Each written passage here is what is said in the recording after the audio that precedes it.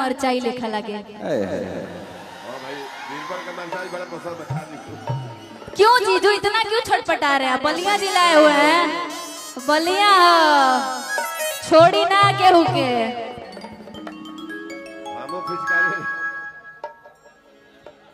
झमकवला से होई पावर, ये से शुरू होला, ये पे खत्म। पावर दोसर केहू कहाँ से ले ली?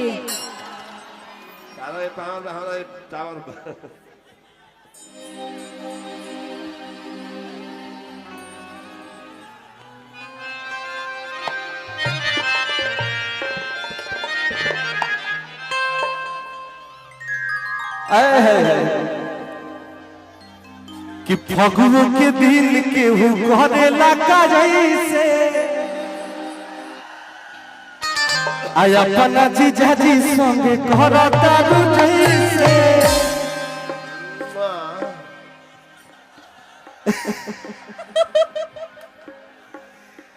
लगता है कि कहे से हर कोइले बारू सुबह से धैले बारू खोले फंसा के। अरे जीजा तो हर रंग मरचाई लेखा लागे, अलगो तलिया इल बड़ा केमिकल मिला के। कि जीजा तो हर रंग मरचाई लेखा लागे। कुछ चाहेगा? साफ बेलूरा है, एकदम साफ। आज जीजा तो हर रंग मरचाई लेखा लागे, लगता नहीं बड़ा केमिकल मिला के। जीजा तो हर रंग मरचाई लेखा लागे, लगता नहीं बड़ा केमिकल मिला के।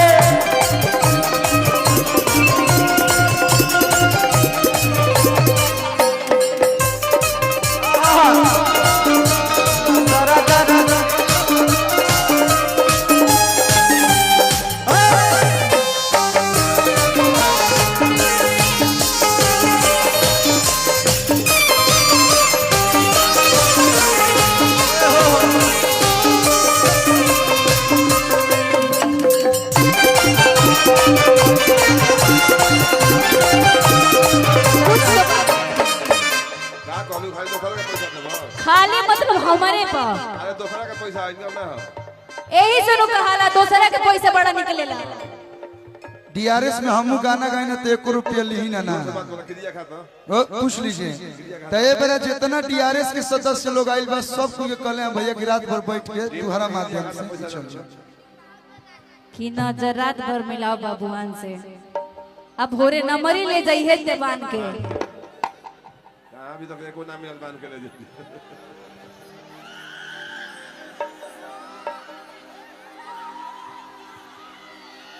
जाते जाते 2 लाइन भैया भैया भैया भैया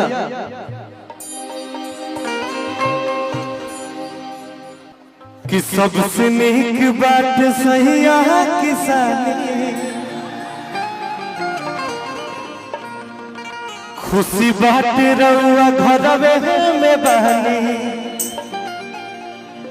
मुँह मारो कमैला के।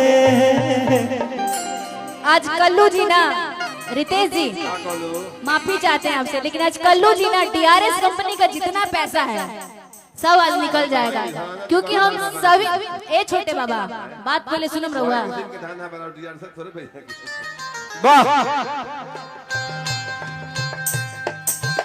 सबसे नीक बात सही किसानी, खुशी बात रउआ घरवे में बहन, मुँह मारो कमैला के। एक बहरा में गहिला के, मुँह मारो कमैला के। एक बहरा में गहिला के।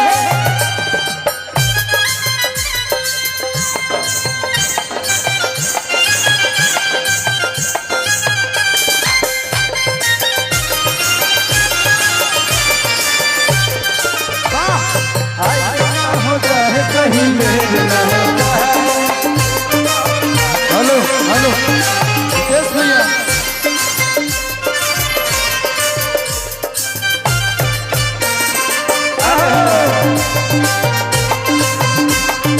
हेलो हेलो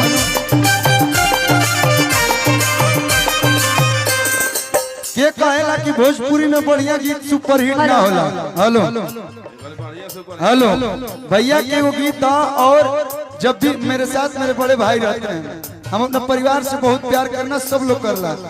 और 10 दिन में एक बार स्टेटस जरूर लगाई ना, भैया हमारे हमें राम जैसा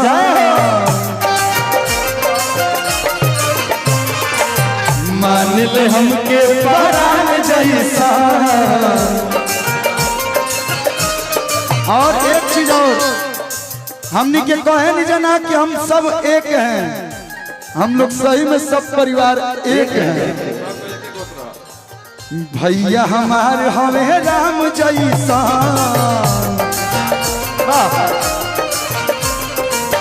मान ले हमके परान जैसा। सोची है का बाबुआ कहा सोची मारी होता सोची मारी।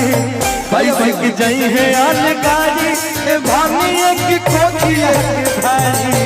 पैसे की जई है अलगारी भाभी की कोठी के भाई। एक एक बात हम बोला, ऐसा नहीं कि यहाँ के जिला के हम रहे से ये जो गाना है ना भैया, एक को के हमने के क्यों पैदाइश ना हो, लेकिन हमने के एक कोखे लेखा लगे नहीं जाए। ये देखिए सच्चाई है, दिल से देखिए, ये वाकई मेरे भैया राम है, निस्वार्थ सबके साथ खड़ा रहते हैं। ऐसा अगर 10 भाई हो जाए ना भैया, तो भोजपुरी की तरफ के वैसे उंगली ना उठाई। एक लाइन इनके लिए, दोनों भाई की तरफ से, यारा तेरी यारी, यारा तेरी यारी की तरफ से, भैया हमारे हमें राम जैसा मान ले हमके परान जैसा।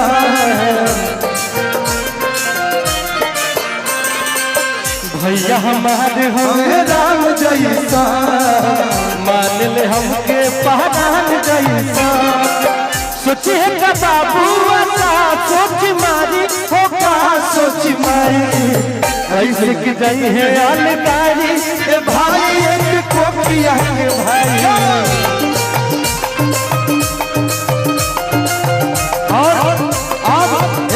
हेलो भैया, अब एक फोटो लीजिए और कल फेसबुक पे सब लोग लिखेंगे भाई भाई भाई भाई।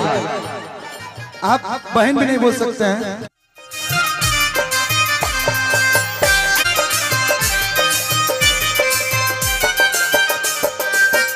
अरे एक मजे की आप लोगों को बात बता दूं, इस गाने में जिन्होंने हमारे साथ गाया है कविता यादव जी।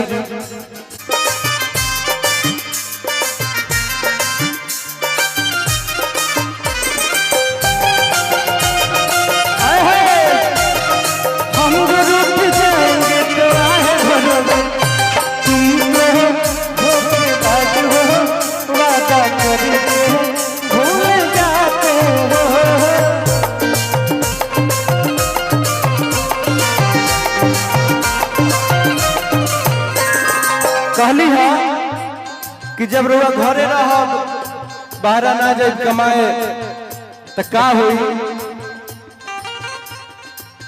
होली दिवाली अब संग ही मनावल जाई घूम के दशहरा के मेला जी।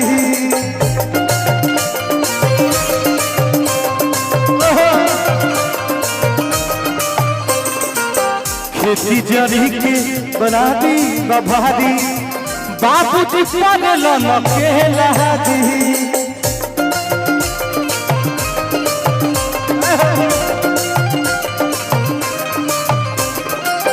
होली दिवाली अब संग ही मनावल जाई घूम के दशहरा के मेला दी। खेती बाड़ी के जिम्मेवारी बभारी बाबू जी पागल के लहादी।